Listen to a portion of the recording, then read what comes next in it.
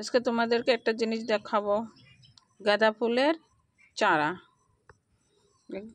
গাঁদা ফুলের চারাগুলো এনেছে, এখন এই গাঁদা ফুলের চারাগুলো লাগাবো। এগুলো চারা নয়, এগুলো গাঁদা ফুলের মাথাগুলো। এই মাথাগুলো লাগাইলে গাঁদা ফুল হয়। তো আমাদের মাঠে লাগানো আছে, তো এই মাঠের থেকে এই মাথাগুলো ছিঁড়ে ছিঁড়ে এনেছে।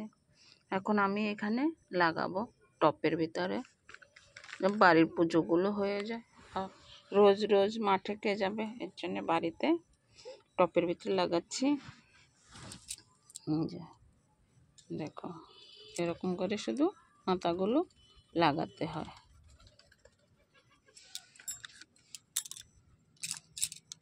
মাথাগুলো লাগালে একটু গোবর মাটি দিয়ে সুন্দর করে লাগা দিলে হয়ে যায়। জল অল্প অল্প দিতে হবে, বেশি জল দিতে হবে না, কেন ছোট মাথা তো, তাহলে পচে যাবে। আর সপ্তাহখানিক গেলে যখন শিকড় ছাড়বে তখনই একটু দেখভাল করতে হবে, ভালো মতন জল দিতে হবে, একটু সার দিতে হবে। যদি গোবর মাটি থাকে তাহলে সারটা লাগবে না, গোবর মাটি দিয়ে হয়ে যাবে।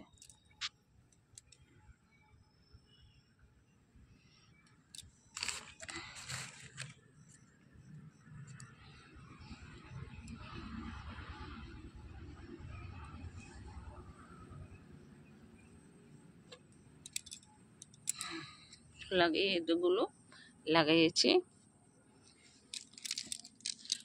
সবগুলো লাগানো হয়েছে। এগুলো বেঁচে গেছে, এগুলো নিচে নিয়ে, নিচে আমার টপ আছে ওখানে লাগাবো।